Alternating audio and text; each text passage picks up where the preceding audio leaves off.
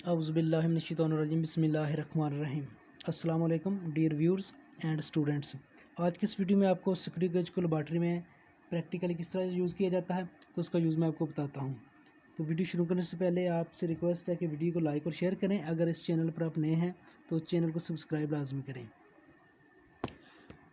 Screw gauge से हम किसी दाती शीट की मोटाई वगैरह को नापने के लिए इस्तेमाल करते हैं, या किसी भी चीज़ की मोटाई 0.01 मिलीमीटर या 0.001 सेंटीमीटर तक नापने के लिए इस्तेमाल किया जाता है। तो स्क्रू गेज एक यू शक्ल के दाती फ्रेम पर मुश्तमिल होता है। इस पर एक मुस्तकिल स्टड होता है जिसके आखिरी गोल सिरे को एनवल कहते हैं। इसके दूसरे सिरे पर एक गोल स्क्रू होता है जिसे स्पेंडल कहा जाता है। स्क्रू पर एक कैप होती है जिस पर एक गोल स्केल होता है जिस पर 50 ता 100 दर्जे होते हैं। स्क्रू के नट पर एक दूसरा स्केल होता है जिसमें मिलीमीटर में दर्जे लगे होते हैं। ये स्क्रू के एक्सिस के मतवाजी होता है। इसे मेन स्केल कहा जाता है। इस स्क्रू के एक सिरे पर रिचेट होता है जो जिस्म पर ज़्यादा दबाव डालने से बचाता है। वो कम अज़ कम पैमाइश जो स्क्रू गेज की मदद से सही तौर पर और दुरुस्ती के साथ नापी जा सकती हो, इसको स्क्रू गेज का लीस्ट काउंट या कम अज़ कम शुमार कहा जाता है। तो ये मेरे पास एक स्क्रू गेज है जिसकी जो टोटल जो लेंथ है वो है 25 मिलीमीटर, और इससे मैंने जो फाइंड करना है वो एक डायामीटर और एरिया जो है वो किसी भी ठोस सिलेंडर हो या दाती शीट वगैरह हो, किसी भी तार वगैरह का, तो डायामीटर और उसका एरिया कैसे फाइंड किया जाता है। तो जिस तरह वर्नियर कैलिपर से हम लेंथ या लंबाई भी फाइंड कर सकते हैं, वाइडनिंग भी फाइंड हो सकता है, लेकिन स्क्रू गेज से सिर्फ जो है वो कम से कम जो है या मोटाई मालूम कर सकते हैं, तो लंबाई से मालूम नहीं हो सकती। क्योंकि आप देख सकते हैं कि यहाँ पे ये जो इस एरिया में यहाँ पे हमने कोई भी चीज़ जो है ना यहाँ पर फिक्स करके हम उसकी लंबाई या मोटाई ज़्यादातर इससे पैमाइश होती है, इसकी थिकनेस है, डायमीटर वगैरह और एरिया जो है वो फाइंड करने के लिए ये यूज़ किया जाता है। तो मोटाई इससे मालूम करेंगे। तो इसका सबसे पहले ज़ीरो एरर जो है वो फाइंड करेंगे कि इसमें ज़ीरो है कि नहीं, अगर है तो पॉजिटिव है या नेगेटिव है तो ज़ीरो करेक्शन क्या होती है। तो जिस तरह वर्नियर कैलिपर की मैंने आपको बताई थी, तो इसका भी तरीका वही है, सिर्फ इसमें जो रीडिंग है वो उससे ज़रा मुख्तलिफ होती है। तो इस तरह ये जो पॉइंट्स है इसका आप देख सकते हैं, ये एनवल जो है इस पॉइंट को एनवल की जाती है। ये एनवल है और ये स्पेंडल है। तो किसी भी चीज़ की हमने जब मोटाई मालूम करनी होगी तो इसको यहाँ से इस तरह रोटेट करेंगे, तो इसको हम किसी भी चीज़ जिसकी मोटाई मालूम करनी है वो यहाँ पर इस जगह पर रखने के बाद इसको क्लोज़ कर लेंगे। यानी ये स्पेंडल है और ये एनवल है, और उसके बाद ये इसका यू शेप का जो है ये इसका फ्रेम है, और उसके बाद ये जो सर्कल स्केल, ये जो आपको डिजिट नज़र आ रहे हैं ये इसका सर्कल स्केल है। ये इसका सर्कल स्केल, और इसका नीचे ये जो दूसरा ये जो स्केल नज़र आ रहा है ये इसका मेन स्केल है। और ये साइड जो है ये इसकी रिस्ट या इसका नॉब इसको कहते हैं। यहाँ से हमने इसको रोटेट करना होता है। तो फर्स्ट ऑफ ऑल इसका जो ज़ीरो एरर देखना होता है, तो वो भी इसको सिंपल जो है इसको क्लोज़ करेंगे। तो क्लोज़ करने से पहले आप देख सकते हैं कि इसका जो ज़ीरो है, तो इसमें आप ये देख सकते हैं कि इसमें ये ज़ीरो है, ज़ीरो के बाद ये 5 है, 5 10 15 के बाद 20, और उसके बाद यहाँ पे एंड पर है 25। यानी इसकी जो टोटल लेंथ है यहाँ पे भी गिवन है 25 मिलीमीटर। तो इसकी ये टोटल जो लेंथ है, तो ये इसमें 5 का जो डिस्टेंस है, यानी ज़ीरो के बाद आगे ये पॉइंट नहीं होगा ये, बल्कि इसको 1 काउंट करेंगे, ज़ीरो, और उसके बाद 1 2 3 4 ये आगे 5 आ गया। इसी तरह 6 7 8 9 10 हो गया। इसी तरह ये एंड पर है 25।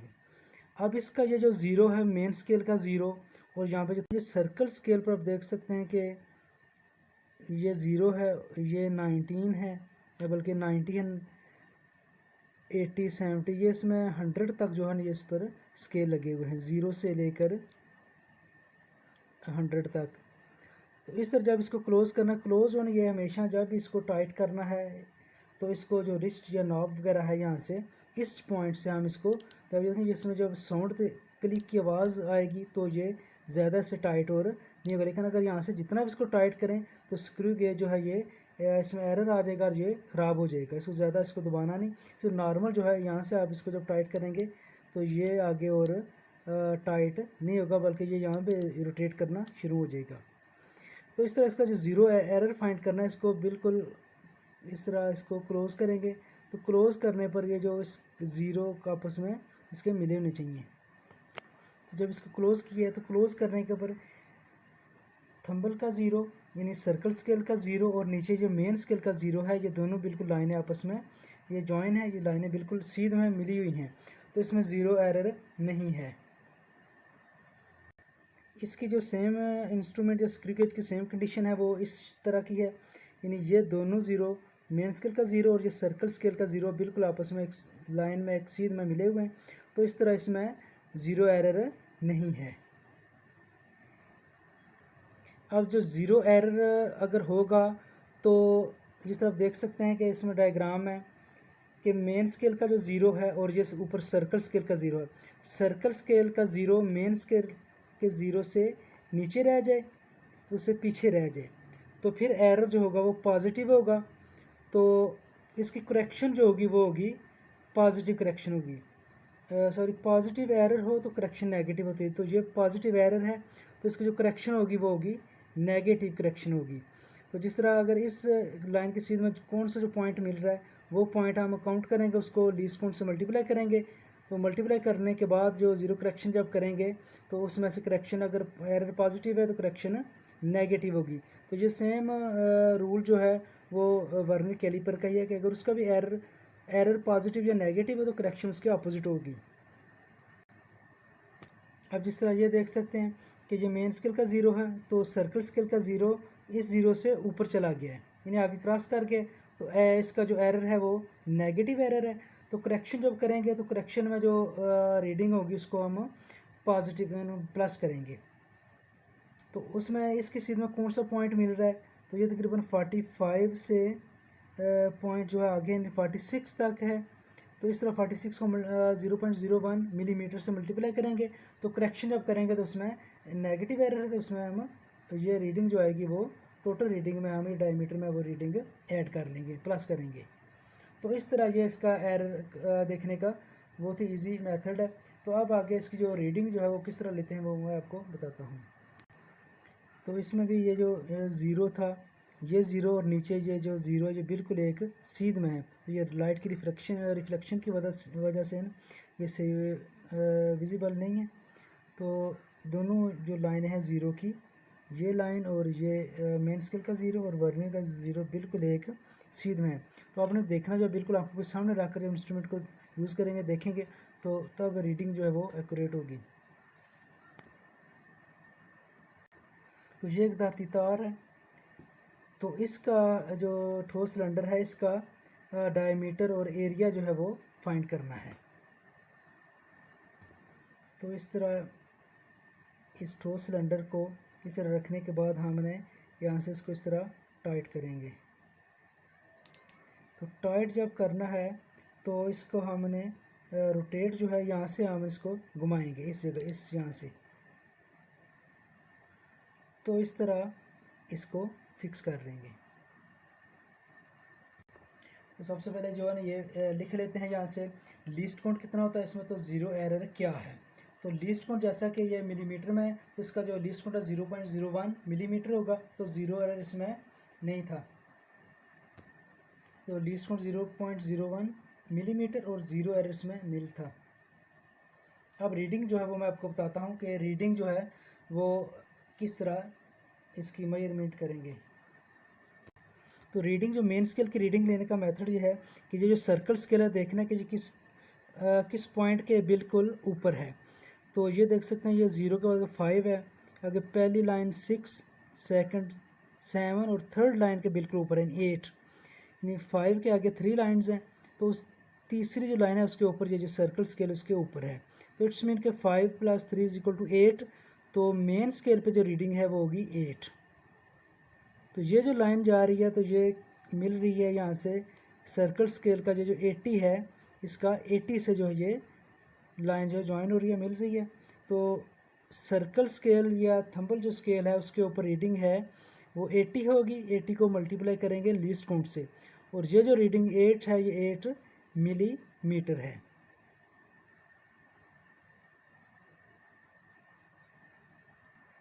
मेन स्केल रीडिंग 8 मिलीमीटर और थंबल स्केल था उसके ऊपर रीडिंग थी 80। तो 80 को मल्टीप्लाई लीस्ट काउंट से करेंगे तो इसका आगे आंसर लिख लेंगे। तो ये इसकी रीडिंग आ जाएगी थंबल स्केल पर 0.8 मिलीमीटर। तो अब इसका डायमीटर फाइंड करेंगे। तो डायमीटर जो फाइंड करना है उसमें दोनों जो स्केल हैं, मेन स्केल और सर्कल स्केल या थंबल स्केल, उसकी रीडिंग को हम प्लस कर लेंगे। तो मेन स्केल पर 8 था 8 मिलीमीटर और थंबल स्केल पर था 0.8 मिलीमीटर। तो इन दोनों को हम ऐड करेंगे तो डायमीटर आ जाएगा। तो डायमीटर आ जाएगा 8.8 मिलीमीटर। इसकी थिकनेस मोटाई या डायमीटर जो है उसकी रीडिंग है 8.8 मिलीमीटर। अब वर्नियर कैलिपर या स्क्रू गेज, इसमें दोनों स्केल को हम ऐड करते हैं। अब अगर यहाँ पर इसका एरर होगा, एरर अगर पॉजिटिव होगा तो करेक्शन में जो रीडिंग होगी एरर की वो यहाँ से पॉजिटिव होगा तो वो रीडिंग यहाँ से माइनस हो जाएगी, फिर इसका डायमीटर आएगा। और अगर एरर जो है वो नेगेटिव होगा तो करेक्शन यहाँ पर उस वही रीडिंग यहाँ पर हम प्लस कर लेंगे तो डायमीटर हमारे पास वो जो एक्चुअल प्लस करने से रीडिंग है वो होगी। तो अगर एरर नहीं है तो एज इट इज़ हम इसको सॉल्व करेंगे। तो इस जो स्क्रू गेज था इसमें 0 एरर नहीं था, तो इसलिए जो एक्चुअल रीडिंग है हमारे पास डायमीटर आया है वो है 8.8 मिलीमीटर। अब ये डायमीटर है तो अब एरिया फाइंड करना है। तो एरिया का फार्मूला πr²। तो r जो है तो डायमीटर को हम 2 पे डिवाइड करेंगे तो रेडियस आ जाएगा। रेडियस = डायमीटर/2। r =d/2। तो d की जो वैल्यू है 8.8 और उसको 2 पे डिवाइड करेंगे तो आंसर आ जाएगा 4.4 मिलीमीटर। इसका आंसर आ जाएगा रेडियस का। तो अब यहाँ पे एरिया का फार्मूला अप्लाई करेंगे। Area A = πr²। तो इसमें हम वैल्यू पुट कर देंगे। पाई की वैल्यू जो है वो 22/7 और r की वैल्यू 4.4, इसका स्क्वायर हो जाएगा 22/7 पाई की वैल्यू इनटू 4.4 मिलीमीटर का होल स्क्वायर। इसकी जो यूनिट है मिलीमीटर, ये बेशक साथ यहाँ पर ना भी लिखा जाए, लेकिन एंड पर जब हमने इसका आंसर जो लिखेंगे एरिया का तो वो मिलीमीटर स्क्वायर में इसका आंसर जो है वो स्क्वायर में होगा। तो इस तरह इसका जो आंसर है वो पहले सबसे पहले हमने इसका स्क्वायर लेंगे 4.4 का स्क्वायर। जो आंसर आएगा उसको 22 से मल्टीप्लाई करेंगे और एंड पर हमने डिवाइड करना है 7 से। तो इसका आंसर आ जाएगा 60.8 मिलीमीटर स्क्वायर। तो ये इसका मेथड है एरिया फाइंड करने का। तो उम्मीद है कि आपको ये वीडियो अच्छी लगी होगी और समझ भी आई होगी। तो कोई भी कन्फ्यूजन हो, किसी भी पॉइंट के बारे में आपका डाउट हो तो वो आप मुझे कमेंट करके पूछ सकते हैं। तो और इस तरह की वीडियो देखने के लिए चैनल को सब्सक्राइब लाजमी करें और वीडियो को ज़्यादा से ज़्यादा सोशल मीडिया पर शेयर किया करें। Thank you for watching. अल्लाह हाफिज़।